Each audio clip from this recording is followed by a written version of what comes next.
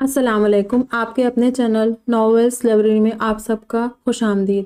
ہماری ناول کا نام ہے بے حد ہے یہ جنونیت، قسط نمبر 18 ہے رائٹر کے حساب سے۔ رائٹر دھنک ہاشمی۔ جی آپ پریشان مت ہو، سب ٹھیک ہو جائے گا۔ بی جان جو پچھلے آدھے گھنٹے سے انہیں ادھر ادھر ٹہلتا ہوا دیکھ رہی تھی، بالآخر ان کا صبر جواب دے گیا۔ کیسے پریشان نہ ہوئے؟ ہاں کیسے بیگم، آج جو ہمارے لاڈلے نے کیا ہے اس کے بعد تو لگتا ہے کہ اب آنے والے وقت میں صرف پریشانی ہمارا مقدر بنے گی۔ شکست خوردہ لہجے میں کہتے کاؤچ پہ ڈھیسے گئے۔ جی آپ ایسا کیوں سوچتے ہیں؟ اللہ سب خیر کرے گا، اور اب تو وہ اسے لے آیا ہے تو ہمیں اسے اس گھر کی بہو تسلیم کر لینا چاہیے۔ فرزال کے دفاع میں بولی، ایسے کیسے قبول کر لے؟ وہ اپنی مرضی سے جو چاہے کرتا پھرے اور ہم اسے منظوری دے کر مزید چھوٹ دے دیں؟ نہیں، ایسا ہرگز نہیں ہو سکتا۔ پہلے جو وہ کر چکا ہے وہی کافی ہے۔ وہ کاؤچ کی پشت سے ٹیک لگاتے تھکن سے چور لہجے میں بولے، اور یہ تھکن کسی کام کی نہیں تھی، یہ تو ان کے لاڈلے پوتے کے دیے ہوئے زخم تھے جس پہ انہیں بہت ناز تھا۔ جی جو بھی ہو، وہ اب اس گھر کی بہو ہے، آج نہیں تو کل ہمیں اسے قبول کرنا ہی ہوگا، کیونکہ وہ ہمارے پوتے کی پسند ہے اور اس کی پسند کے آگے جلد یا بدیر ہمیں گھٹنے ٹیکنے ہوں گے۔ بی جان نرمی سے انہیں حقیقت سے روشناس کروا رہی تھی۔ بیگم اس وقت کچھ مت کہیے، ہمارا سر درد سے پھٹ رہا ہے۔ وہ اپنی پیشانی پہ ہاتھ رکھ کے درد کی ٹسوں کو بمشکل دبا رہے تھے۔ جی آپ یہاں بیڈ پہ لے جائیے، آرام کیجیے، ہم آپ کے لیے چائے بنواتے۔ بی جان بیڈ سے اٹھتی، ان کا ہاتھ پکڑ کر زبردستی لٹاتی خود کمرے سے نکلتی چلی گئی، جبکہ پیچھے وہ انگنت سوچوں میں مہو ہو چکے تھے۔ وہ لاؤنج میں موجود بے چینی سے ٹہل رہے تھے جب لینڈ لائن کی بجتی گھنٹی پہ متوجہ ہوتے فوراً آگے بڑھتے کال ریسیو کی۔ Hello mister Ibtehaj Zaidi. Oops dad, کیونکہ اب ہماری مابین ایک رشتہ قائم ہو چکا ہے تو میں آپ کو نام سے مخاطب کرتا اچھا نہیں لگوں گا۔ وہ طنزیہ وہ ظریفانہ انداز میں کہتا انہیں چونکنے پہ مجبور کر گیا۔ کون ہو تم؟ انہوں نے اچنبے سے کہا۔ میں آپ کا داماد، لگتا ہے آپ نے مجھے پہچانا نہیں۔ میں نے کہا تھا نا کہ صرف 24 گھنٹے میں آپ کی بیٹی سے شادی کروں گا، اور میں تو اس سے شادی کر کے گھر بھی لے آیا ہوں۔ اس کی اطمینان سے بھرپور آواز پر ان کا چہرہ پھک پڑ گیا۔ تم کیا بکواس کر رہے ہو؟ پہلے تو وہ کچھ پلوں تک بالکل ساکت و صامت کھڑے رہے، پھر جب ہوش آیا تو وہ اس پہ چلائے، ریلیکس، آپ کی صحت کے لیے غصہ بالکل اچھا نہیں ہے، اور فادر ان لا۔ ہاں ہاں ہاں، میں کوئی بکواس نہیں کر رہا ہوں، یہ حقیقت ہے۔ ان پر دھماکہ کرتا ان کا چین و آرام تلف کر گیا۔ میری بیٹی کہاں ہے؟ تم ایسا نہیں کر سکتے، میں تمہاری جان لے لوں گا۔ گھٹیا شخص، تمہاری ہمت کیسی؟ تم ایک دفعہ میرے سامنے آؤ۔ بزدل شخص، ان کا چہرہ غیظ کی وجہ سے سرخ پڑ گیا اور آنکھوں میں غصہ اتر آیا۔ جس نے آپ کی بیٹی کو اغوا کر کے اسے شادی کر لی، اس میں ہمت تو بہت ہے نا، اور دوسری بات آپ کی بیٹی خیر و عافیت سے ہے۔ آپ پریشان مت ہو ڈیڈ۔ وہ پہلے نارمل انداز اور آخر میں ڈیڈ لفظ کو لمبا کھینچتا انہیں مزید تپا رہا تھا۔ میں تمہارا ڈیڈ نہیں ہوں۔ گھٹیا شخص اس کی ڈٹائی پہ پیچتاب کھا کر رہ گئے۔ اوکے بٹ گھٹیا تو مت کہیے، اپنے نئے داماد کو تھوڑی سی عزت تو بخش دیجیے۔ اس کی دیدہ دلیری پہ ان کا چہرہ غصے کی زیادتی سے لال ہو رہا تھا۔ عزت مائی فٹ، مجھے میری بیٹی سے ملنا ہے، بتاؤ تم نے اسے کہاں چھپا کر رکھا ہے؟ ان کی کڑکدار آواز پر اس نے فوراً موبائل کان سے ہٹایا، ورنہ اس کے کان کے پردے سلامت نہ رہتے۔ میں ابھی نہیں بتا سکتا، اس کے لیے آپ کو صبح کا انتظار کرنا ہوگا فادر ان لا۔ سوری، میں صبح آپ کو ایک ایڈریس سینڈ کروں گا، آپ آ جائے گا۔ خدا حافظ۔ وہ اپنی بات مکمل کرتا ان کے کچھ کہنے سے قبل ہی رابطہ منقطع کر چکا تھا، اور وہ بیچارے ہیلو کرتے رہ گئے۔ اب تو انہیں بے صبری سے صبح کا انتظار تھا، اور کل صبح کا سورج نہ جانے ان کی زندگی میں کیا طوفان برپا کرنے والا تھا جس سے وہ بھی انجان تھے۔ سویٹ ہارٹ، رو کیوں رہی ہو؟ ہمارا نکاح ہو چکا ہے، اور میرا خیال ہے کہ تمہیں رونے کی بجائے نئی نویلی دلہن کی طرح اپنے شوہر کی سیج سجانی چاہیے۔ خیر کوئی بات نہیں، میں اسی میں خوش ہوں کہ اب تم ہمیشہ کے لیے اعزاز زیدی کی ہو چکی ہو۔ روم میں آیا تو وہ اسے فرش پہ گھٹنوں میں چہرہ چھپائے بیٹھے دیکھ کر اس کے نازک وجود پہ گہری نظر ڈالتا آگے بڑھا، اور نیچے فرش پہ اس کے قریب بیٹھتا تمسخر سے کہتا اسے اپنی طرف دیکھنے پہ مجبور کر گیا۔ اس نے چہرہ اٹھایا اور ایک نفرت سے بھرپور نگاہ اس کے خوبرو چہرے پہ ڈالی، جو ہینڈسم تو پہلے ہی تھا، لیکن آج تو وہ اس قدر چارمنگ لگ رہا تھا کہ جو ایک نظر دیکھ لیتا بس دیکھتا ہی رہ جاتا۔ اور اس کے مقابل تھی رجا زیدی۔ اس نے ابھی تک وہی میکسی زیبتن کی تھی، اور اوپر سے رونے کے سبب اس کی آنکھوں میں موجود سرخ ڈورے اس کا دل دھڑکا رہے تھے۔ سسکیوں کے باعث کپکپاتے ہونٹ اور نازک سے وجود پہ طاری لرزہ اور قسمت سے وہ اس کے نکاح میں تھی، اور اب اس پر حلال ہو چکی تھی۔ پھر اسے دیکھ کر کیسے اس کا دل بے ایمان نہ ہوتا۔ اسے رجا سے محبت نہیں تھی، وہ بس ابتہاج زیدی کو ان کے کھوئے ہوئے رشتے لوٹانا چاہتا تھا، اور وہ جانتا تھا کہ اگر آغا جان پہلے سے ہی رجا کے متعلق جان جاتے تو وہ ان کی پوتی تھی تو وہ کبھی اس کا نکاح نہ کرتے، اور وہ جو دونوں باپ بیٹے کے درمیان کی ناگواری ناچاکی ختم کرنا چاہتا تھا وہ کبھی نہ ہو پاتا۔ اس لیے اس نے رجا سے زبردستی نکاح کیا تھا۔ پہلے اس کا یہی ارادہ تھا کہ وہ کسی کو بھی اپنے اصلی والدین بنا کر ان کے سامنے لے جائے گا، اور جب ابتہاج زیدی رشتے کے لیے حامی بھر لیں گے پھر وہ رجا سے شادی کرنے کے بعد انہیں اور اپنی فیملی کو ساری سچائی سے آگاہ کر دے گا، اور آہستہ آہستہ وقت کے ساتھ دونوں باپ بیٹے کے درمیان سب کچھ ٹھیک ہو جائے گا، کیونکہ اسے ابتہاج زیدی کو دوبارہ اس گھر میں لانے کا ایک یہی ذریعہ نظر آ رہا تھا۔ لیکن ابتہاج زیدی کے تھپڑ کے بعد وہ اس قدر غصے میں تھا کہ انہیں چیلنج کرایا، اور پھر اپنے چیلنج کے مطابق اسے کڈنیپ کر کے زبردستی نکاح بھی کر چکا تھا۔ لیکن پہلے دن سے ہی رجا کے لیے اس کے دل میں کچھ تو تھا جو وہ خود سے بھی چھپا رہا تھا۔ وہ ہر روز خود کو یقین دلاتا کہ اسے رجا سے محبت نہیں تھی، لیکن جب بھی وہ سامنے آتی اس کی دھڑکنیں تیز ہونے لگتی تھی اور وہ بمشکل خود کو روکتا تھا۔ رجا اٹھو، ریلیکس، میں مذاق کر رہا تھا، ڈرو مت۔ وہ جو اسے ہراساں نظروں سے دیکھ رہی تھی اس کی نرمی سے کہیں بات پہ حیران رہ گئی۔ اسے تو لگا تھا کہ وہ اپنا حق وصول کرے گا، لیکن حقیقت اس کے برعکس تھی۔ رجا چلو، شاباش، اٹھو، دیکھو اب تم میری بیوی ہو اور میں ایسی کوئی حرکت نہیں کروں گا جس سے تمہیں کوئی تکلیف ہو۔ اسے شانوں سے تھام کر اپنے مقابل کھڑا کرتا نرمی سے بولا، تکلیف تو مجھے تب بھی ہوئی تھی جب تم نے مجھے کڈنیپ کیا تھا، تکلیف تو مجھے تب بھی ہوئی تھی جب تمہارے بھائی نے میری بہن کی کنپٹی پہ گن تانی تھی، تکلیف تو مجھے تب بھی ہوئی تھی جب اپنی بہن کی زندگی بچانے کے لیے میں بے بسی کا لباس اوڑھے تمہاری مرضی اور ضد کے آگے ہار گئی تھی، میں جو ہر بیٹی کی طرح اپنے نکاح کے وقت اپنی فیملی، اپنے ڈیڈ کی موجودگی کی خواہش مند تھی، تکلیف تو مجھے تب بھی ہوئی تھی جب نکاح نامے پہ سائن کرتے وقت اپنوں کو موجود نہ پا کر میرے ہاتھ لرزے تھے۔ اب تم کس تکلیف کی بات کر رہے ہو؟ اور ایسی کون سی تکلیف باقی ہے جو تم کہہ رہے ہو کہ اب ایسی کوئی حرکت نہیں کروں گا جس سے تمہیں کوئی تکلیف ہو؟ اگر تمہیں میری تکلیف کی ذرا بھی پرواہ ہوتی تو میں آج یہاں موجود نہ ہوتی۔ اگر تمہیں میری تکلیف کی پرواہ ہوتی تو تمہیں اندازہ ہوتا کہ آج تمہارے آغا جان اور تمہارے باقی فیملی ممبرز کی آنکھوں میں میرے لیے نفرت و حقارت دیکھ کر تم خاموش نہ رہتے۔ بٹ تمہارے آغا جان نے ایک دفعہ کہا اور تم مجھے ان کی نظروں سے دور لے آئے۔ کیا تمہیں اندازہ ہے کہ تب دل پہ کیا گزرتی ہے جب بنا کسی غلطی کے لوگ آپ کو قصوروار سمجھتے ہو؟ وہ اس کے ہاتھ پیچھے جھٹکتی، اس سے فاصلہ قائم کرتی رنج و غصے کی کیفیت میں دھاڑی جو اب اس کڑوی سچائی کا زہر اپنے اندر نگلنے کی کوشش کر رہا تھا۔ رجا، میں نے ایسا کیوں کیا یہ تو تمہیں وقت ہی بتائے گا، لیکن میری بات سنو، اس وقت تمہیں آرام کی ضرورت ہے، ریسٹ کرو۔ وہ آگے بڑھ کر زبردستی اسے اپنے بازو میں اٹھاتا بیٹھ کے جانب بڑھا۔ چھوڑو مجھے، نیچے اتارو۔ اس کے حصار میں مچھلی تھی۔ کچھ نہیں کر رہا۔ اسے جہازی سائز بیڈ پر لٹاتا، اس کے اوپر لحاف اڑاتا، اس کے لبوں پہ انگلی رکھتا خاموش کروانے لگا، اور پھر بے اختیار اس کی پیشانی پہ اپنے لب رکھ گیا۔ رجا جو اسے خود پر جھکتا دیکھ کر بکھلائی تھی، اس کے لفظ پہ اندر تک لرزی اور دل نے ایک بیٹ مس کی۔ سویٹ ہارٹ، چینج کر کے سونا۔ اس کی پیشانی سے لب ہٹاتا، اس کے لبوں پہ انگلی پھیرتا، انہیں پیاسی نگاہوں سے دیکھتا بولا، تو پھر تم نے مجھے اٹھا کر کیوں لائے؟ پیشانی پہ بل ڈالے منہ بسورنے لگی۔ وہ میں چیک کر رہا تھا کہ میری بیوی کا کتنا ویٹ ہے، لیکن خوشی ہوئی کہ اتنا زیادہ نہیں ہے۔ شریر سا مسکرایا جس پہ اسے گھور کر رہ گئی۔ تم بہت بدتمیز ہو۔ اس کے شانے پہ مکہ چڑھ گئی جس پہ وہ مصنوعی کراہا۔ مجھے چین نہیں کرنا، نہ ہی مجھے سونا ہے، فی الحال کے لیے مجھے میرے حال پر چھوڑ دو، وہ التجائی انداز میں کہنے لگی، جس پہ خاموشی سے سر ہلا کر روم سے نکلتا چلا گیا، کیونکہ وہ اسے خود کو وقت دینا چاہتا تھا۔ ان دونوں کی رات ہی کانٹوں پہ بسر ہونے والی تھی۔ رجا جو کچھ دیر کے لیے اپنے آنسو روکے ہوئے تھی، اب ایک بار پھر سے اس کے ضبط کے سارے بندھن ٹوٹے تو پھوٹ پھوٹ کر رو دی۔ ایک ہی دن میں اس کی زندگی کیا سے کیا ہو گئی تھی۔ ڈیڈ، آپ لوگ کہاں جا رہے؟ سلیکون جو ان کی طرح پوری رات جگی تھی، اب فریش ہوتی اپنے روم سے نکلی، جب لاؤنج میں موجود ابتہاج زیدی کو ارحم کے ہمراہ کہیں جانے کی تیاری پکڑتے دیکھ کر پوچھ بیٹھی، پرنسس، رجا کا پتہ چل گیا ہے اور ہم وہیں جا رہے ہیں۔ ان کا چہرہ ہر تاثر سے عاری تھا۔ کیا؟ وہ جو پہلے ہی سب کچھ جانتی تھی مصنوعی حیرت سے بولی، تم اپنا خیال رکھنا، ہم آتے ہیں۔ وہ کہہ کر ارحم کے ساتھ آگے بڑھے۔ جب وہ ان کے راستے میں ہیلی، میں بھی آپ کے ساتھ چلوں گی، اس نے التجائیہ انداز اپنایا۔ نہیں پرنسس، آپ کو وہاں جانے کی ضرورت نہیں، وہ کچھ سختی سے گویا ہوئے۔ ڈیڈ پلیز، وہ استدعا سے بولی۔ نہیں گڑیا، تم گھر ہی رہو، ویسے بھی نہ جانے وہاں کیسی سچویشن ہوگی، اس لیے تمہارا ساتھ جانا مجھے بھی مناسب نہیں لگ رہا۔ ارحم ساری گفتگو کے دوران اب بولا، پلیز ڈیڈ، میں رجا کو دیکھنا چاہتی ہوں، اس سے ملنا چاہتی ہوں، پلیز مجھے ساتھ لے چلے۔ وہ ہاتھ جوڑ کر آنکھوں میں آنس لیے التماس کرنے لگی۔ اچھا ٹھیک ہے گڑیا، چلو، پر تم گاڑی میں روکو گی؟ ہم پہلے وہاں سچویشن سمجھنے کی کوشش کریں گے، اور اگر ہمیں صحیح لگا تو ہی تم اندر آؤ گی، اوکے؟ اس کے حتمی انداز پر وہ حامی بھرتی اس بات میں صحیح لا گئی، جبکہ ابتہاج زیدی بھی اس کی التجاؤں کے آگے ہار مانتے اسے ساتھ لے جانے پر آمدہ نظر آ رہے تھے۔ ارزال، لگتا ہے تمہیں ہماری بات کل سمجھ نہیں آئی تھی۔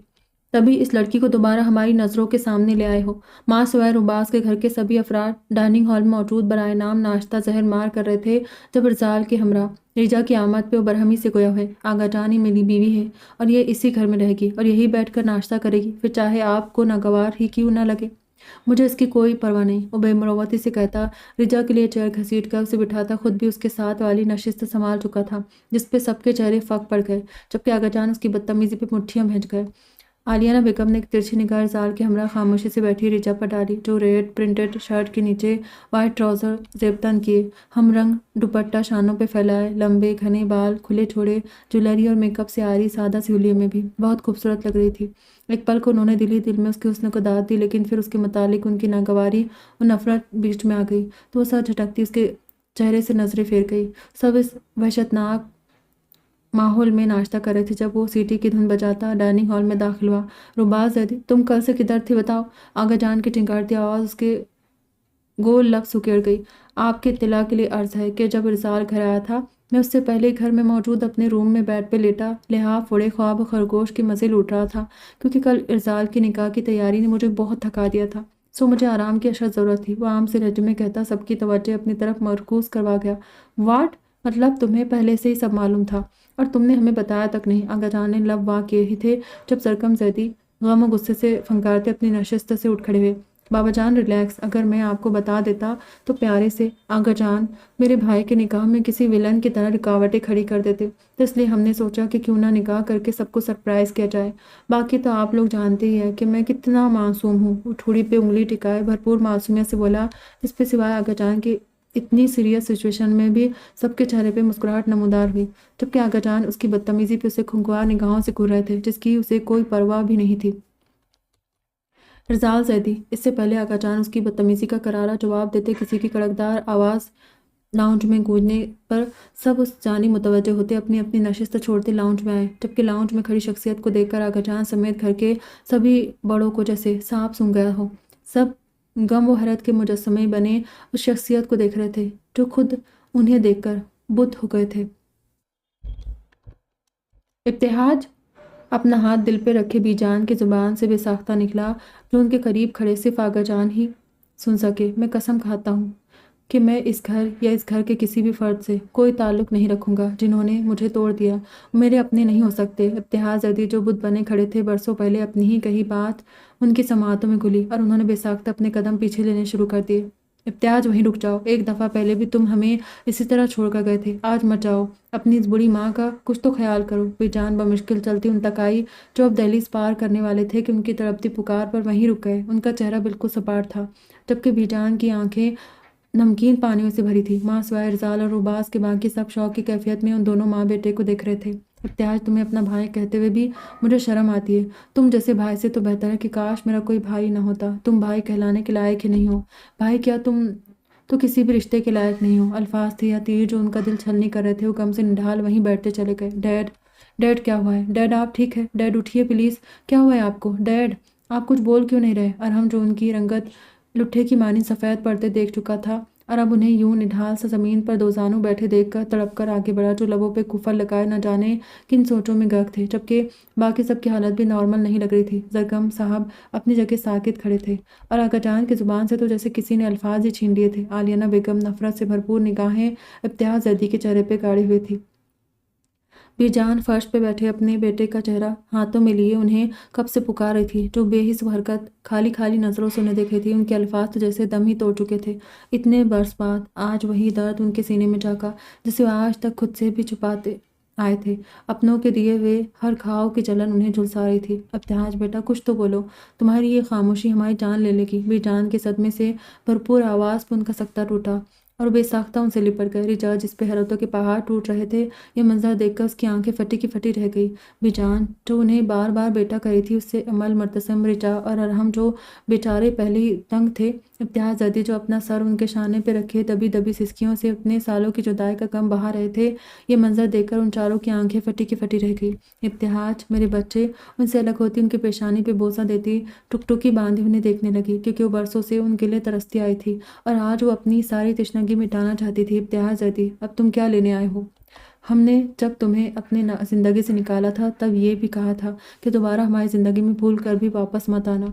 تم ہمارے لیے محض ایک بھیانک خواب تھے، اور خواب بھی وہ جسے ہم بھلا چکے ہیں، اس لیے بہتر ہوگا کہ جہاں سے آئے ہو وہیں چلے جاؤ۔ زرکم زیدی کی کراہٹ سے بھرپور آواز ان کی سماعتوں سے ٹکرائی جو سیدھی ان کے دل پر لگی۔ Shut up! آپ ہے کون؟ میرے ڈیڈ سے اس لہجے میں بات کرنے کی آپ کی ہمت کیسے ہوئی؟ یہ آپ کا گھر ہے، لیکن یہ ہرگز مطلب نہیں کہ آپ کے جو منہ میں آئے گا بولتے چلے جائیں گے۔ وہ ابتہاج زیدی کے پاس اٹھتا، کڑے تیور لیے ان کے مقابل جا کھڑا ہوا اور بھرپور گیس سے ان پہ دھاڑا۔ لڑکے، تم حد سے بڑھ رہے ہو۔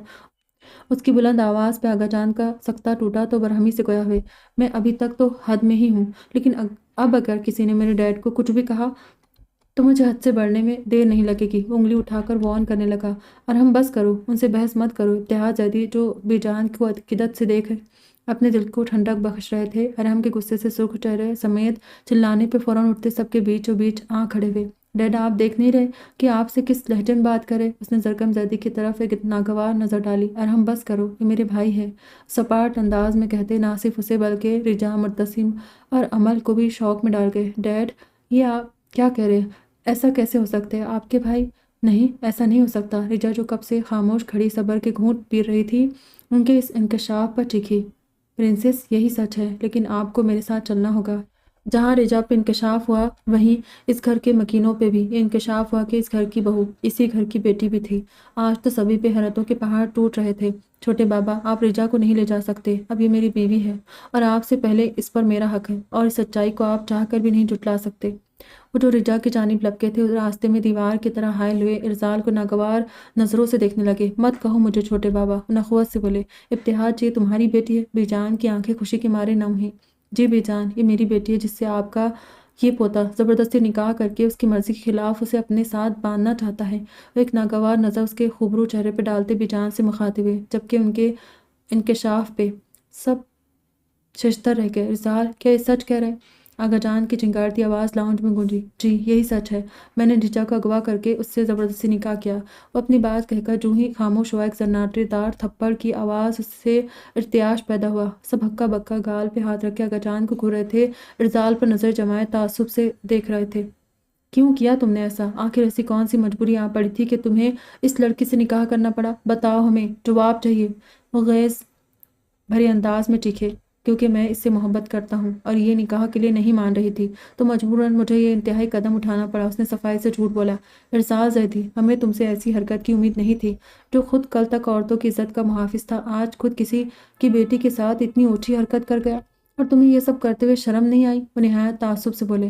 کسی کو پسند کرنا کوئی جرم نہیں، میں نے رجا کو پانے کے لیے سب کیا۔ اس نے ڈٹائی سے کہا، کسی کو پسند کرنے کا ہرگز مطلب نہیں کہ اسے زور زبردستی سے حاصل کیا جائے۔ تم اسے پانا نہیں چاہتے تھے، حاصل کرنا چھیننا چاہتے تھے۔ اور ارزال زیدی، حاصل اور چاہت میں بہت فرق ہوتا ہے۔ وہ کرختگی سے دھاڑے۔ ہاں، میں نے غلط کیا، لیکن آغا جان آپ اس کی اصل وجہ جاننا چاہتے ہیں تو سنیے۔ میں نے یہ سب چھوٹے بابا کے لیے کیا، کیونکہ اس رات اگر آپ اور بابا جان چھوٹے بابا کا ساتھ دیتے اور ان کا یقین کرتے تو انہیں اپنا گاؤں اور حویلی نہ چھوڑنی پڑتی، یہ لنڈن جا کر شفٹ نہ ہوتے۔ اگر آپ اس رات بڑی امی پہ ظلم نہ کرتے تو آج میرا روباس، میرا بھائی جو مجھے اس پوری کائنات میں سب سے زیادہ عزیز ہے، کہ آج ایسا نہ ہوتا۔ چھوٹے بابا اور روباس کے درد کی وجہ صرف ایک شخص ہے جو کھلم کھلا گھوم رہا ہے، بٹ آپ کو اس کی کوئی پرواہ نہیں، کیونکہ آپ کی نظروں میں تو چھوٹے بابا ہی قصوروار ہے نا، اور شاید وہی رہیں گے۔ آغا جان، آپ گھر کے بڑے ہیں نا، ہمیشہ صحیح فیصلہ کرتے ہیں۔ آپ نے اتنے برس تک ایک ماں کو اس کے بیٹے سے دور رکھا، تو کیا یہ صحیح فیصلہ تھا؟ ایک ماں دن رات اپنے بیٹے کی یاد میں تڑپتی رہی، اتنے آنسو بہائے کہ وہ آنسو ہی سوکھ گئے، لیکن ایک ماں کے دل پہ پڑا بوجھ کبھی کم نہ ہوا۔ آپ کو بی جان کی بہت پرواہ ہے نا، تب آپ نے ان کی پرواہ کیوں نہیں کی تھی جب اس رات بی جان آپ کے پاؤں پکڑ کر منت سماجت کر رہی تھی؟ اس رات آپ کو خیال کیوں نہیں آیا کہ ایک چھوٹا سا ڈرا سہما بچہ جو ایک کونے میں دبکا بیٹھا سسکیاں لے رہا تھا، اور وہ بچہ میرا بھائی تھا؟ یاد ہے نا آپ کو کس طرح ساری رات یہ سسکتا رہتا تھا؟ ارزال، پلیز بس کر دو۔ روباس، جس کے اندر پوشیدہ درد اس کے چہرے پہ عیا ہو رہے تھے، وہ بمشکل خود پہ ضبط کرتا ہوا اس کی بات بیچ میں ہی کاٹ گیا۔ نہیں روباس، آج مجھے بولنے دو۔ وہ اسے ہاتھ کے اشارے سے روکتا دوبارہ گویا ہوا۔ آغا جان، آپ روباس سے صرف اسی لیے بچپن سے لے کر آج تک نفرت کرتے آئے ہیں نا، کیونکہ یہ بڑی امی کا بیٹا ہے؟ ارزال، انف! اس کا ضبط جواب دے گا تو شدت غم سے دھاڑ اٹھا۔ سب حیرت کا مجسمہ بنے ان دونوں بھائیوں کو دیکھ رہے تھے جن کے چہروں پہ کوئی درد تحریر تھا جو ماں سوائے آغا جان کے کوئی بھی نہیں سمجھ سکا تھا۔ روباز تم مجھے کیوں روک رہے ہو؟ آج مجھے کہنے دو، میں اس سچائی کا بوجھ اپنے دل پہ اٹھاتے اٹھاتے تھک گیا ہوں۔ وہ افسردگی سے کہنے لگا، ارزال زیدی بس کرو، تم نے ابھی جو حقیقت بتائی ہے وہ کہنے سے تمہاری سچائی چھپ نہیں جائے گی۔ اگر تم واقعی مجھے تم سب کی زندگی میں لانا چاہتے تھے تو تم کوئی اور راستہ بھی تو اختیار کر سکتے تھے، پھر تم نے یہی راستہ کیوں چنا؟ کیوں میری بیٹی کی زندگی برباد کی؟ کیوں اس کی خوشیاں خاک میں ملا دی؟ اس کا گریبان پکڑتے انہوں نے جھنجھوڑ ڈالا جس پہ وہ خاموشی سے کھڑا رہا، کیونکہ وہ سچ ہی تو کہے تھے کہ وہ کوئی اور راستہ بھی تو اپنا سکتا تھا۔ پھر اس نے اسی راستے کا انتخاب کیوں کیا؟ اور خبردار جو اب تم نے ماضی کی کوئی بھی بات دہرائی، کیونکہ ہمارا ماضی اتنا خوبصورت نہیں، اسی لیے کچھ بھی کہہ کر دوسروں کے زخم کریدنے کا تمہیں کوئی حق نہیں۔ اور روباز کے سپاٹ چہرے پہ ایک تعصب بھری نگاہ ڈال کر انگلی اٹھا کر وارن کرنے لگے، ابتحاد چلے جاؤ یہاں سے، اس سے پہلے کہ ہمارا صبر جواب دیتے۔ آغا جان کی سرسراتی آواز پہ سب دم بخود رہ گئے۔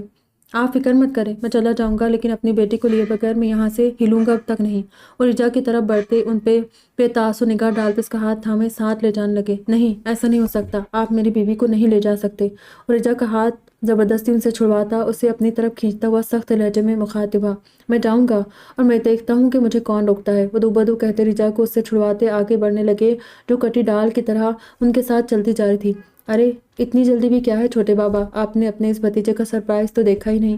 اپس، میں تو آپ سب کو بہت ہی خوبصورت سرپرائز دینے والا تھا، لیکن آپ بزرگوں کی لڑائی دیکھ میں معصوم سا ہوں نا، اس لیے ڈر گیا تھا۔ لیکن میری نئی نویلی پیاری سی بھابھی جان، آپ کا دیور اسپیشلی آپ کو ایک سرپرائز دینا چاہتا تھا، بٹ پتہ نہیں، اپس سوری دکھا نہیں سکا۔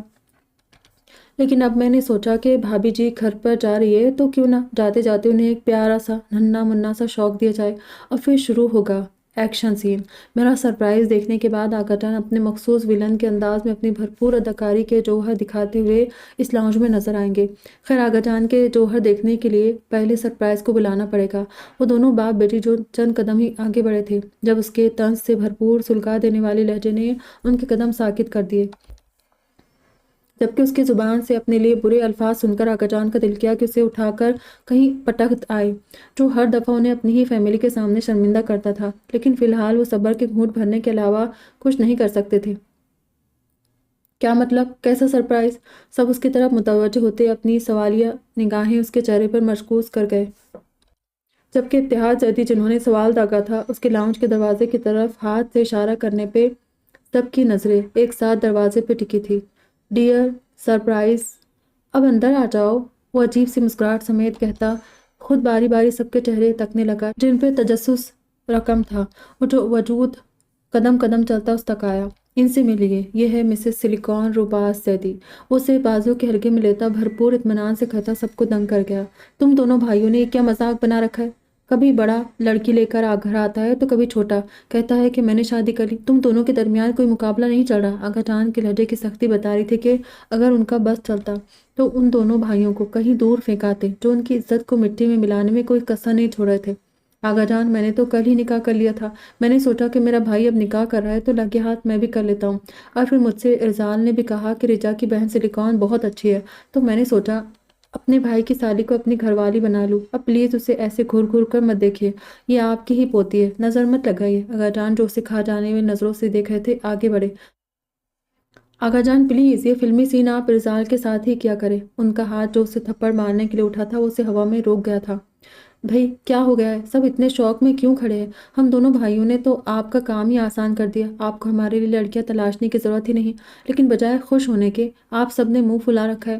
لیکن خیر کوئی بات نہیں، اب اس کا جملہ ادھورا ہی رہ گیا جب ابتحاد زیدی کا بھاری ہاتھ اس کے گال پہ چھاپ چھوڑ گیا۔ وہ صدمے سے گال پہ ہاتھ رکھے انہیں گھور رہا تھا جو اسے نگلنے والی نظروں سے دیکھ رہے تھے۔ تمہیں یہ سب کرتے ہوئے شرم نہیں آئی؟ آخر تم لوگ چاہتے کیا ہو؟ کیوں میری بچیوں کے پیچھے پڑے ہو؟ پہلے تمہارے بھائی نے ہمیں کم دکھ دی ہے جو تم یہ بکواس کر رہے ہو؟ سلیکون، یہ لڑکا کیا کہہ رہا ہے؟ مجھے سچائی جاننی ہے، بتاؤ مجھے۔ ابتحاد زیدی اسے نخوہ سے دیکھ کر ساتھ کھڑی سلیکون کی طرف متوجہ اور خاموشی سے کھڑی تھی۔ سلیکون، جب کل ان دونوں بھائیوں نے تمہیں اغوا کیا تھا، مطلب اس نے تبھی تم سے نکاح کر لیا تھا؟ رجا جو اس سارے وقت میں خاموش کھڑی تھی بالآخر خاموشی توڑتی سلیکون کے پاس آتی اسے سوال داغا جو ہنوز خاموش تھی۔ सिलिकॉन, रिचा जो कह रही है क्या वो सच है? बताओ, डरो मत, तुम्हारा बाप अभी जिंदा है, मुझे सच्चाई बताओ। और ये सब कब और कैसे हुआ? इब्तिहाज जैदी का रुबास को देखकर खून खौल रहा था। उन्हें लग रहा था कि सिलिकॉन उसके डर से कुछ नहीं बोल पा रही, लेकिन उसके अंदर चल रही जंग और चल रही आग से तो सिर्फ वही वाकिफ थी। छोटे बाबा, एक्सक्यूज़ मी, मुझे थप्पड़ मारकर आपने अच्छा नहीं किया। आपको क्या लगता है कि आपकी बेटी कोई छोटी सी बच्ची है जिसे बहला फुसला कर मैं निकाह कर लूँगा? आपकी तिला के लिए अर्ज़ है कि यह निकाह सिलिकॉन की मर्ज़ी से हुआ है। अगर आपको यकीन नहीं आता तो खुद इसी से पूछ लीजिए, क्योंकि इसकी ज़ुबान पर तो आपको पूरा यकीन होगा ना। वो बेमरोवती और बदतमीज़ी से कहता उन्हें हैरत ज़दा कर गया, जिस पे ना सिर्फ इब्तिहाज जैदी बल्कि सभी की नज़रों का रुख सिलिकॉन की तरफ उठा। तुम तो चुप ही रहो, क्योंकि तुम्हारे भाई ने भी मेरी बड़ी बेटी से ज़ोर ज़बरदस्ती निकाह किया है। और जब ये ऐसा कर सकता है तो तुम्हारी रगों में भी तो उसी बाप का खून दौड़ा है। बस। इब्तिहाज जैदी के तंजिया तीर बरसाते अंदाज पे जरकम जैदी भड़क उठे। इब्तिहाज, अब तुम हद पार करे हो। इससे पहले जरकम जैदी कुछ और कहने के लिए लबवा करते कि आगाजान की गरजती आवाज़ पे सब सहम गए। हद तो आपके पोतों ने पार की है, और मैंने कुछ गलत नहीं कहा। आप लोग मुझे जो कुछ भी कहेंगे मैं खामोशी से सुन लूँगा, लेकिन आज मेरी बेटियों की बात हो रही है, और एक बाप होने के नाते मेरा ये फ़र्ज़ है कि मैं अपनी बेटियों के साथ खड़ा रहूं, उन्हें तहफ़्फ़ुज़ का एहसास दिलाऊं। बस इब्तिहाज, तुम हमारे ही घर में खड़े होकर हमारी ही नस्ल पे सवाल उठा रहे हो। आगाजान दोबारा भड़क उठे, जो उनके सामने खतरनाक हद तक घुसीले तासरात लिए खड़े थे। मैं तो बस ही करना चाहता हूँ, लेकिन आपके पोते मुझे मजबूर कर रहे हैं कि मैं सब कुछ तहस नहस कर दूँ। वो गुस्से से अपना सर थामते हुए चीखे। हमारे पोतों पे इल्ज़ाम तराशी करने से केवल अपनी बेटी से सच्चाई दरियाफ्त करो, वो भी उन्हीं के अंदाज में चीखे। प्रिंसेस, क्या सच कह रहा है? बताओ प्रिंसेस, क्या ये सच है? बताओ, सच्चाई क्या है? जो रिजा कह रही है वो सच है, या जो ये लड़का कह रहा है वो सच है? बताओ, मुझे सच सुनना है। वो ज़ब्त के बावजूद अपना लहजा नरम नहीं रख सके थे। डैडी ने कहा, मेरी मर्जी से हुआ है। वो बेतासुर निगाहों से देखती बोली, जो उसके इंकशाफ पे दम बखुद रह गए। नहीं, ये नहीं हो सकता। तुम प्रिंसेस, तुम ऐसा कैसे कर सकती हो? मेरी सिलिकॉन ऐसी नहीं हो सकती। मेरी सिलिकॉन तो मेरा गुरूर है। मेरा गुरूर इतनी आसानी से नहीं टूट सकता। प्रिंसेस, तुम झूठ कह रही हो ना? रिजा ने कहा है ना कि तुम्हें भी किडनैप किया गया था। बताओ, सच क्या है प्रिंसेस? तुम्हारे बाप में अब कोई दर्द सहने की सकत नहीं है। बताओ प्रिंसेस, ऐसा क्यों कह रही हो? बताओ मुझे, बताओ कि इसी शख्स ने तुम्हें निकाह के लिए मजबूर किया। बोलो, आज सारी सच्चाई बताओ कि ये सब कब हुआ। वो उसे शानों से थामे पान भरे लहजे में पूछ रहे थे, क्योंकि उन्हें यकीन था कि सिलिकॉन ऐसा कर ही नहीं सकती थी। वो कभी उन्हें कोई दुख नहीं दे सकती थी। डैड, मुझ पे कोई ज़ोर ज़बरदस्ती नहीं की गई। मैंने अपनी मर्ज़ी से निकाह किया था, और उसने मुझे किडनैप नहीं किया था। मैं खुद अपनी मर्ज़ी से उसके साथ गई थी। उसी बेतासुर लहजे में कहती उनकी समातों में जहर घुल गई। प्रिंसेस, ये सच नहीं हो सकता।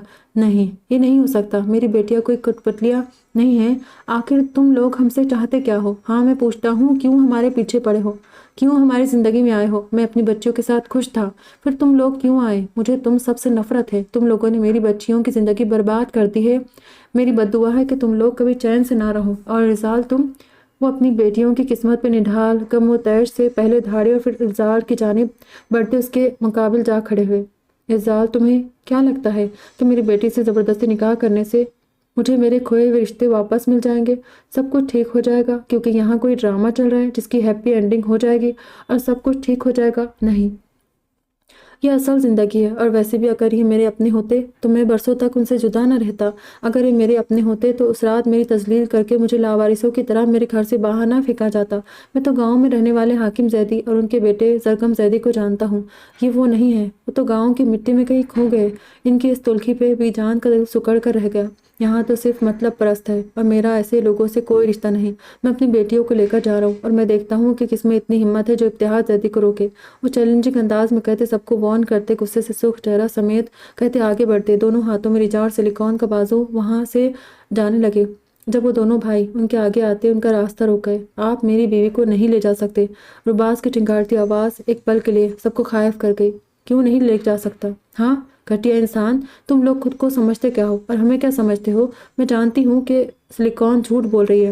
ये सच नहीं हो सकता, और मैं नहीं जानती कि सिलिकॉन किस वजह से सच्चाई छुपा रही है। लेकिन जो भी हो, एक न एक दिन सच सबके सामने आ ही जाएगा। लेकिन ना तो मैं इस घर में रहूंगी और ना ही अपनी बहन को रहने दूंगी। रिजा का जब्त जवाब दे गया तो वो उसका गिरबान पकड़ती हुई थाड़ी।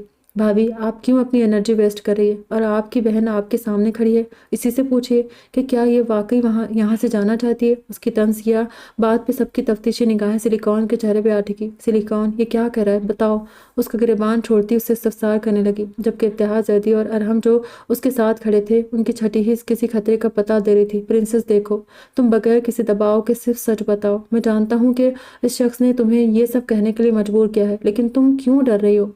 हम तुम्हारे साथ हैं, तुम बस सब कुछ सच बताओ, फिर हम यहाँ से हमेशा हमेशा के लिए चले जाएंगे। वो एक नज़र सिलिकॉन को देखकर फिर सरसरी मगर नागवार नज़र सब पे डालते उससे गोया हुए, डैड, रिजा और अरहम, शादी के बाद एक लड़की का असल घर इसके शोहर का ही घर होता है, इसीलिए मैं अब से यहीं रहूंगी, कहीं नहीं जाऊंगी। उसके सपाट लहजे में कही कही बात पे जहाँ रुबाज के चेहरे पे इत्मीनान दिखा, वहीं बाकी सबके चेहरे पे नागवारी के तासुर नुमाए हुए, तो वहीं इब्तिहाज जैदी का चेहरा और आंखें गुस्से से सुर्ख अंगार हो गई। रिजा, अरहम, चलो यहाँ से। आज के बाद तुम्हारा मुझसे, रिजा से या अरहम से हर ताल्लुक हमेशा के लिए ख़त्म। तुम हमारे लिए और तुम्हारे लिए हम अजनबी हैं। उन्होंने उसके बाजू से अपना हाथ यूं दूर किया जैसे वो कोई अछूत हो, और फिर गम गुस्से की शिद्दत से निढाल जब्त की इम्तिहान को छूते नम आवाज़ और टूटे हुए लहजे में कहते वहाँ से निकलने लगे। जाते जाते रिजा और अरहम की आंखों में अपने लिए नापसंदीदा वो कराहियत से भरपूर तासुरात देख उसकी आंखों से एक मोती टूट कर गिरा, जिसे वो बेदर्दी से हाथ के पुश्त से रगड़ गई, जबकि अर्जाल ने सरहद से आगे बढ़कर लाउंज का दरवाज़ा बंद किया।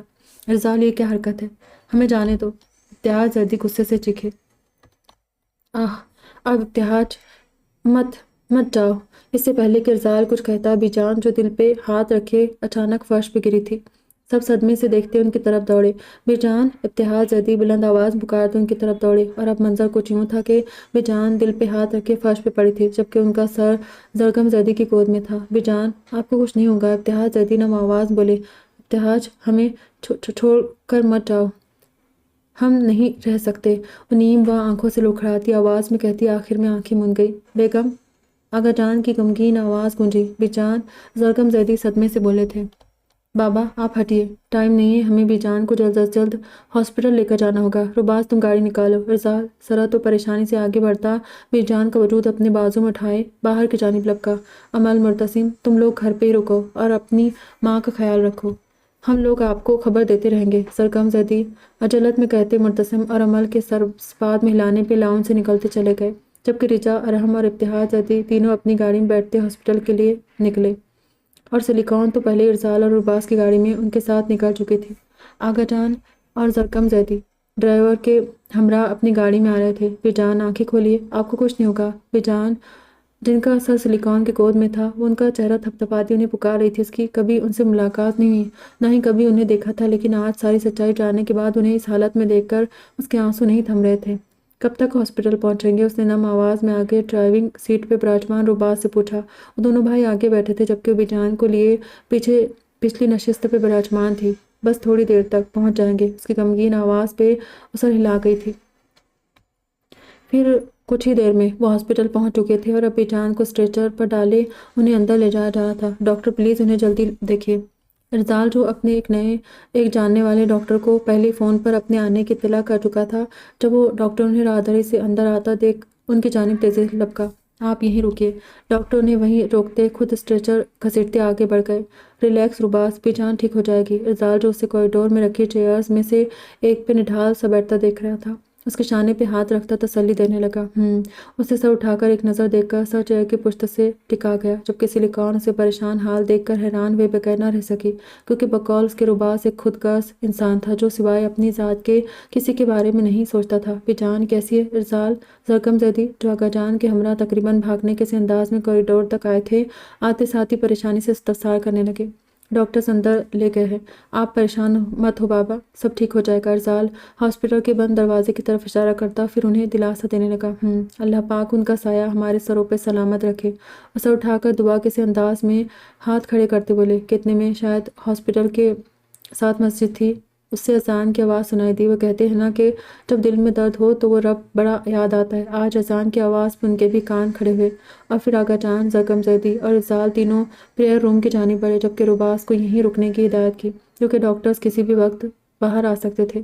تم کہاں جا رہی ہو؟ رو بے چینی سے کوریڈور میں ٹہل رہا تھا۔ اسے یہاں سے آگے قدم بڑھاتے دیکھ کر عام سے لہجے میں پوچھا، نماز پڑھنے۔ لہجہ اب بھی وہی بے تاثر تھا۔ اپنی بات پہ اسے خاموشی سے سر ہلاتا دیکھ کر وہ آگے بڑھ گئی۔ سلیکون اس کی پشت کو کنجانی حسرت سے دیکھتا، اس کا نام پکارتا سر دعا بھر کر رہ گیا۔ بی جان کیسی ہے؟ ابتہاج زیدی جو ابھی ارحم اور رچا سمیت ہاسپٹل آئے تھے، آتے ساتھ ہی اپنے مابین ناراضگی کو ایک طرف رکھتے تھکے تھکے لہجے میں اس سے پوچھنے لگے، ڈاکٹرز اندر لے گئے ہیں؟ اب یہ کچھ بتا۔ وہ بھی بات ہی کر رہا تھا کہ جب ہاسپٹل روم کا دروازہ وا کرتا ایک ینگ ڈاکٹر نمودار ہوا۔ بی جان کیسی ہے؟ سب ڈاکٹرز کی جانب لپکے اور رباس نے لب وا کیے ہی تھے کہ جب ابتہاج زیدی آگے بڑھ کر پریشانی سے پوچھنے لگے، انہیں میجر ہارٹ اٹیک آیا ہے، اس لیے ہمیں جلد از جلد ان کی سرجری کرنی ہوگی۔ ڈاکٹر ٹھہرے ہوئے لہجے میں کہتا ایک پل ان سب کو ششدر کر گیا جس پہ ابتہاج زیدی جو صدمے سے گرنے والے تھے۔ رباس نے فوراً آگے بڑھ کر انہیں سنبھالا اور کچھ پلوں بعد ہی ہوش میں لوٹتے اس کے ہاتھ جھٹک گئے تھے جس پہ وہ خاموشی سے لب بھیج گیا۔ ڈاکٹر وہ ٹھیک تو ہو جائے گی نا؟ ابتہاج زیدی نے کسی سہمے میں بچے کی طرح پوچھا۔ جی ہم اپنی طرف سے پوری کوشش کریں گے۔ ڈاکٹر تسلی سے ان کا شانہ تھپتھپاتے آگے بڑھ گیا۔ سلیکون کہاں ہے؟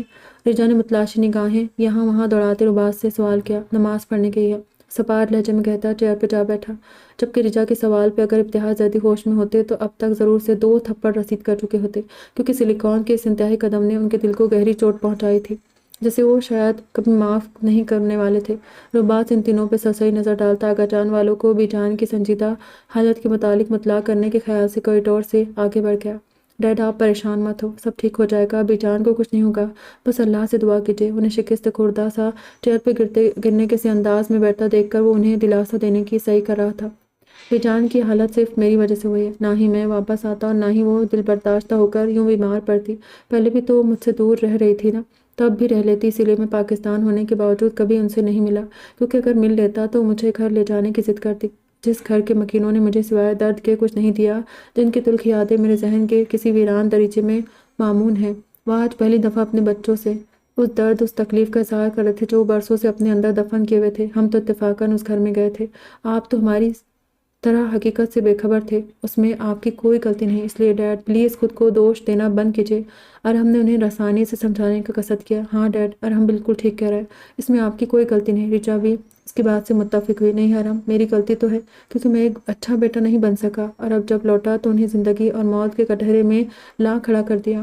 تو ہاں، تم نے بالکل صحیح کہا، یہ سب تمہاری وجہ سے ہوا ہے۔ ان کی بات مکمل ہونے سے پہلے آغا جان جو اپنے بیٹے اور دونوں پوتوں سمیت آ رہے تھے، ان کی باتیں سماعتوں سے ٹکراتی کڑکدار آواز میں کہتے خطرناک تیوروں سے ان کی طرف بڑھے، جو ان کے گرجدار سرد لہجے پہ اپنی نشست اٹھے اور اب مجرموں کی طرح ان کے سامنے سر جھکائے کھڑے تھے، جیسے واقعی بے جان کی حالت کے ذمہ دار وہی ہو۔ میرے ڈیڈ نے کچھ نہیں کیا، سنا آپ نے؟ رجا نے ناگوار سے دیکھتی آپے سے باہر ہوئی۔ آغا جان سے تمیز کے دائرے میں رہ کر بات کرو۔ ارسال آگے بڑھتا اسے سرد لہجے میں کہنے لگا، کیوں تمہارے آغا جان کی عزت اور میرے ڈیڈ کی عزت کچھ نہیں؟ رجا اس پہ چڑھ دوڑی۔ پرنسس تم چپ رہو، تمہیں ہم بڑوں کے بیچ بولنے کی کوئی ضرورت نہیں۔ ابتہاج زیدی کے سخت لہجے پہ ارسال کو خونخوار نظروں سے گھورتی خاموش ہو گئی، تو اسے دیکھ کر مٹھیاں بھیج گیا۔ تمہاری بیٹی بالکل تمہاری طرح بد لحاظ، جو پل بھر میں کسی کا بھی عرصہ دراز مان غرور توڑ کر خاک ملا دیتی ہے۔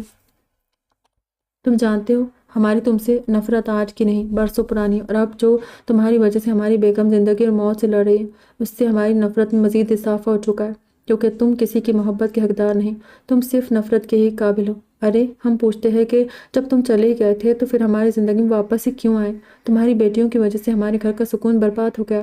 انہیں نفرت سے دیکھتے گرجتے بولے، جس پہ ابتہاج زیدی جو پہلے ہی بے جان کی وجہ سے نڈال سے ہو گئے تھے، ان کے زہر خون لہجے پہ آنکھیں مونتے وہیں زمین بوس ہو گئے۔ ڈیڈ، ارحم، رچا اور سلیکون تینوں سے نے تڑپ کر یک زبان کہا، اٹھو، ابھی نماز پڑھ کر بے جان کی صحت یابی کی دعائیں کر کے آ رہی تھی۔ انہیں گرتا دیکھ کر وہ بھی اس جانب دوڑتی آئی۔ چھوٹے بابا، رباس، ارسال بھی انہیں ہوش و خرد سے بیگانہ ہوتے دیکھ کر فکر مندی سے آگے بڑھے، جبکہ آغا جان اور زرگم زیدی جو ان سے نفرت میں شاید اتنے آگے نکل چکے تھے کہ انہیں اس حالت میں دیکھ کر بھی ان دونوں باپ بیٹے کو کوئی خاص فرق نہیں پڑا تھا۔ ہمارے ڈیڈ سے دور رہو۔ سلیکون جو ان کی حالت پر پریشان حال ان کے قریب آتی جھکی تھی، جن کا سر ارحم کی گود میں تھا، اسے ان پر جھکتے دیکھ کر ارحم نے سختی سے جھڑکا۔ اس کے سخت سرد لہجے پہ اس کا دل سکڑا تھا، آنسو لڑیوں کی مانند ٹوٹ کر پلکوں کی باہر توڑ کر اس کا چہرہ بھگو رہے تھے۔ وہ غیر محسوس انداز میں قدم پیچھے لیتی گئی اور پھر اپنی سسکیاں دبانے کی غرض سے منہ پہ ہاتھ رکھتی بھاگنے کے سے انداز میں کوریڈور سے نکلتی چلی گئی۔ اسے یوں جاتا دیکھ کر وہ بھی اس کے پیچھے لپکا۔ ڈیڈ پلیز آنکھیں کھولیے۔ ارے انہیں کیا ہوا؟ ڈاکٹر پلیز میرے ڈیڈ کو دیکھیے، یہ آنکھیں نہیں کھول رہے۔ ارحم جو پریشانی سے ان کا چہرہ تھپتھپا رہا تھا پاس سے گزرتا ڈاکٹر انہیں بے ہوش دیکھ کر آگے بڑھا اور ان کی نبض چیک کی۔ آپ ریلیکس ہو جائیں، یہ ابھی تھوڑی دیر تک ہوش میں آ جائیں گے، بس اسٹریس کی وجہ سے بے ہوش ہو گئے ہیں۔ آپ میرے ساتھ چلیے، انہیں روم میں لے جانا ہوگا۔ وہ انہیں اسٹریچر پہ ڈالتے روم میں لے آئے۔ ارحم، رجا اور ارسال بھی ساتھ ہی تھے، جبکہ اب کوریڈور میں آغا جان اور زرگم زیدی ہی موجود تھے۔ سلی وہ جو پارکنگ ایریا میں کھڑیاں خاموشی سے ٹسوے بہا رہی تھی، جہاں اکا دکا لوگ ہی موجود تھے۔ اسے پکارتا ہوا اس کے عین مقابل کھڑا ہوا، جو کسی کی موجودگی محسوس کرتی فوراً اپنی آنکھوں سے بہتا گرم سیال ہاتھوں کے پشتوں سے رگڑ گئی۔ کیا ہے؟ غصیلے تاثرات لیے گویا ہوئی۔ تم رو رہی تھی؟ اس کی سرخ آنکھیں دیکھتا استفسار کرنے لگا۔ کیوں؟ تمہیں میرے رونے سے فرق پڑ رہا ہے؟ وہ ناگواری سے بولی۔ فرق؟ وہ بھی تمہارے رونے سے؟ مسز سلیکان، روباہ زیدی، ابھی روباہ زیدی کے اتنے برے دن نہیں آئے کہ اسے تمہارے رونے سے فرق پڑے گا۔ وہ سرد لہجے میں کہتا اسے دیکھنے لگا، جو اس کی بات پہ اطمینان سے کھڑی اسے دیکھ رہی تھی۔ تمہیں فرق پڑے نہ پڑے، لیکن تمہارے برے دن ضرور آئیں گے اور میں ہی ان برے دنوں کی وجہ بنوں گی، یاد رکھنا۔ ڈیئر ہسبینڈ، انگلی اٹھا کر چیلنجنگ انداز میں کہہ رہی تھی، جس پہ وہ ایبرو اٹھائے اسے ایسے دیکھ رہا تھا جیسے کہہ رہا ہو کہ میں تم سے ڈرتا ورتا نہیں ہوں۔ تم کیا کرو گی؟ اسے پرسوچ نگاہوں سے دیکھتا سنجیدگی سے استفسار کرنے لگا۔ روباہ زیدی، کچھ بازیاں شطرنج کی طرح ہوتی ہے، جنہیں اگر صحیح وقت پہ نہ کھیلا جائے تو ہار کا خدشہ ہوتا ہے۔ اور سلیکان زیدی شطرنج جیسے چھوٹے موٹے کھیل کھیل کر اپنا قیمتی وقت برباد نہیں کرتی۔ کھیل کھیلنے کا اصول ہوتا ہے اور کھیل کو ہار جیت سمجھ کر کھیلنا جیت کی بھی سب سے بڑی ہار ہے۔ وہ ڈھکے چھپے الفاظ میں اسے بہت کچھ کہہ گئی تھی، وہ جو بھی سمجھ نہیں سکا تھا۔ تم کیا چیز ہو؟ ہاں، پہلے تو اتنی معصوم بنتی تھی اور اب تمہارا ایک کون سا نیا روپ ہے؟ وہ سختی سے اس کا بازو دبوچے گرایا۔ روباہ زیدی، ایک بات جان لو، تم بھڑکتا ہوا ایک شعلہ ہو تو سلیکان پوری آگ ہے۔ سلیکان محبت کا عکس ہے، سلیکان نفرت کا دوسرا نام ہے، سلیکان درد کا وجود ہے، سلیکان تنہائی کا آنچل ہے، سلیکان خوشیوں کی زیست ہے، سلیکان لفظوں کی قید ہے، سلیکان تحریر کا جال ہے، سلیکان ایسی کہانی ہے جسے لکھنے بیٹھو گے تو الفاظ گم ہو جائے گے، جسے سمجھنے لگو گے تو خود سوچتے رہ جاؤ گے۔ بس اتنا جان لو کہ سلیکان کی تلاش میں نکلو گے تو خود کھو جاؤ گے۔ سلیکان کو مت تلاشو، سلیکان ہر جگہ موجود ہے، ہر اس دل میں، ہر اس روح میں، ہر اس شخص میں جس سے سلیکان محبت کرتی ہے۔ سلیکان ہر اس انسان میں موجود ہے۔